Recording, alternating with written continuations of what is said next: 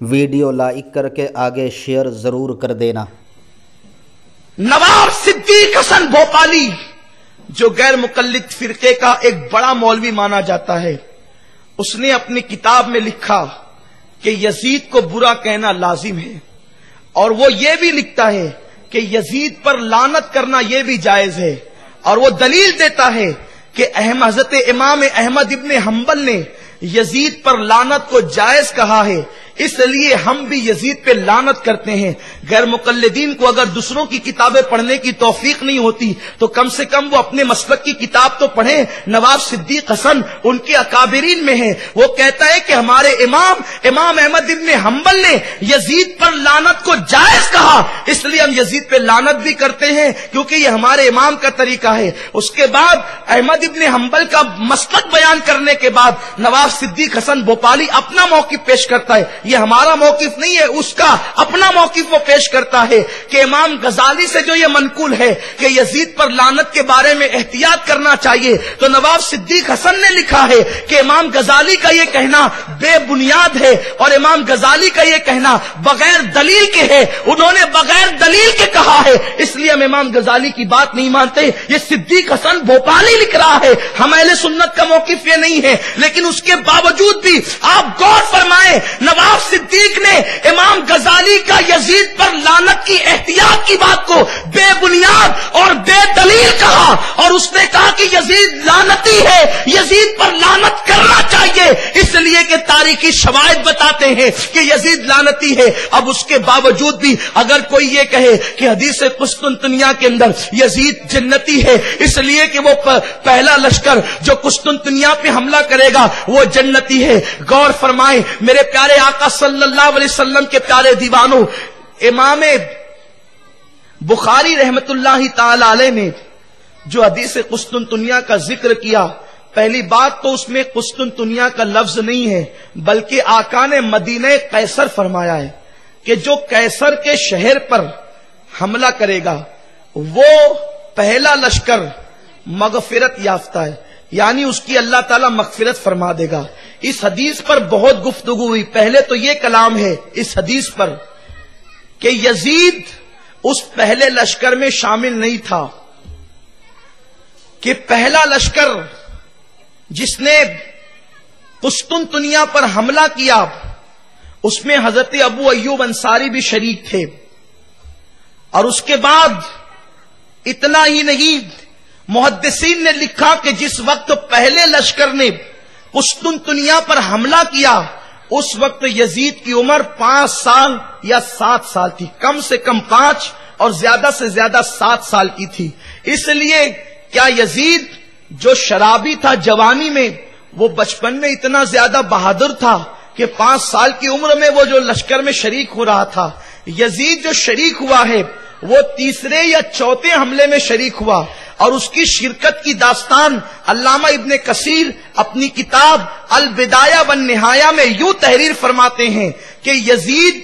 اللہ اکبر اس کے والد جناب امیر معاویہ رضی اللہ تعالیٰ نے قسطنطنیہ پر لشکر کو بھیجا کہ حملہ کرو، اور پھر یزید سے کہا کہ تم بھی جاؤ، وہ تیسرا یا چوتھا حملہ تھا۔ اس کے بعد یزید نے بہانہ کیا کہ میں شریک نہیں ہو سکتا، مجھے یہ مسئلہ درپیش ہے، اور اس کے بعد جب وہ لشکر گیا وہاں پر، اور وہاں جانے کے بعد ان لوگوں نے وہاں کی خبر جناب امیر معاویہ رضی اللہ تعالیٰ کو لکھی کہ حضور یہاں پر لوگ بیمار پڑ رہے ہیں، یہاں پر لوگ بخار میں مبتلا ہیں، اور یہاں پر یہ پریشانی ہے، یہاں کی آب و ہوا مسلمانوں کو راس نہیں آتی۔ تو اس وقت یزید ایک لڑکی کو اپنے بغل میں لے کر بیٹھا تھا اور اس نے شعر پڑھنا شروع کیا کہ وہاں تو لوگ قیصر روم کے شہر میں پریشان ہیں اور بیماریوں میں مبتلا ہیں اور کھانے کے دانے دانے کو محتاج ہے، اور یہاں پر میں عیش کر رہا ہوں فلاں لڑکی کے ساتھ۔ اس لڑکی کا نام لے کر اس نے کہا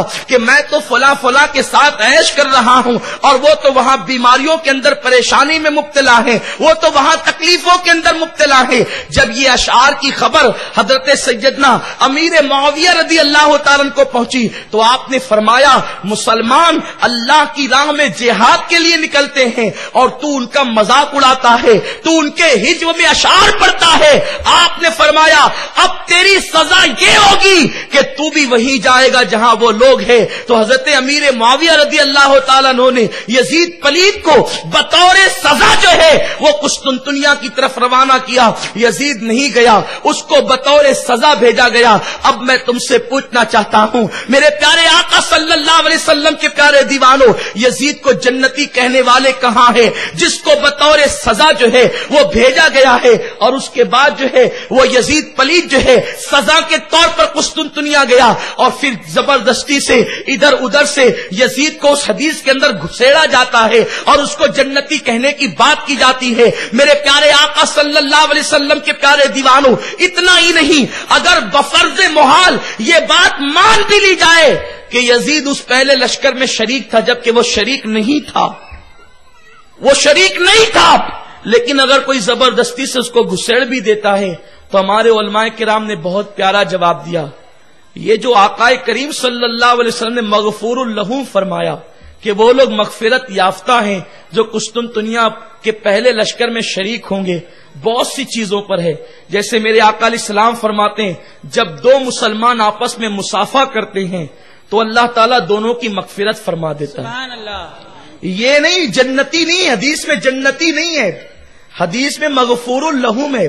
कि वो लोग मगफिरत याफ्ता हैं। अब मैं तुमसे पूछना चाहता हूं कि वो जो पहले लश्कर में वो तो शरीक था नहीं, लेकिन अगर तुम शरीक उसको मान रहे हो तो आका फरमाते हैं जब दो मोमिन मुसलमान आपस में मुसाफा करते हैं तो अल्लाह दोनों की मगफिरत फरमा देता है। अब दो मुसलमान आपस में मुसाफा करें और उसके बाद फिर मस्जिद शहीद करें, मस्जिद नबवी की तौहीन करें, कुरान के औराक को जलाएं, उसके बाद सहाबा की तौहीन करें, सहाबा को गालियां दें, सहाबा को तमाचे लगवाएं, अलल ऐलान शराब पिए, फिर भी मौलवी बैठ करके कहेगा अब इन लोगों ने मुसाफा तो कर लिया है ना इसलिए दोनों जन्नती है। बताओ क्या ऐसा हो सकता है? क्या ये मुमकिन है? इतना ही नहीं, मेरे आका सल्लल्लाहु अलैहि वसल्लम ने फरमाया एक मोमिन जब दूसरे मोमिन को देखकर मुस्कुरा देता है तो अल्लाह दोनों की मगफिरत फरमा देता है। उसके बाद मेरे आका अलैहिस्सलाम ने फरमाया जो जुमा की नमाज पढ़ता है अल्लाह तबारक व तआला उन लोगों की मगफिरत फरमा देता है। आका फरमाते हैं जो हज करता है अल्लाह उसकी मगफिरत फरमा देता है। तो अब क्या कोई हज करे, जुमा की नमाज पढ़े और फिर वो ये कहे कि मैंने माज़ अल्लाह अगर दीन मोहम्मदी के अंदर शराब पीने की इजाजत नहीं तो ईसाई बनकर के शराब पी लिया करो, फिर भी उसके जन्नती होने का खुतबा पढ़ा जाएगा। कितने शर्म की बात है, कितनी हया की बात है। असल में यजीद से मोहब्बत नहीं है, इमाम हुसैन से अदावत है, इमाम हुसैन से बग़्ज़ है। सिर्फ इस बुनियाद पर यजीद को जन्नती करार दे दिया जा रहा है, वरना यही तबका है जो यजीद के जन्नती होने का खुतबा पढ़ रहा है। ये कहते हैं कि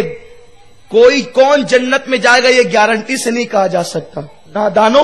जब नमाज रोजा वालों को तुम गारंटी से जन्नती नहीं मानते तो आखिर यजीद से तुम्हें क्या मिल गया कि तुम यजीद को जन्नती बनाने के लिए एड़ी से चोटी तक का जोर लगा रहे हो, लेकिन तुम्हारे दिल में इमाम हुसैन की अदावत है और ये अदावत जो तुम्हारे दिलों के अंदर है वो तुम्हारे दिल का कोड़ बता रही है, वो तुम्हारे दिल का मर्ज बता रही है। वीडियो अगर अच्छा लगा हो तो लाइक करके आगे शेयर जरूर कर देना। अल्लाह हाफिज।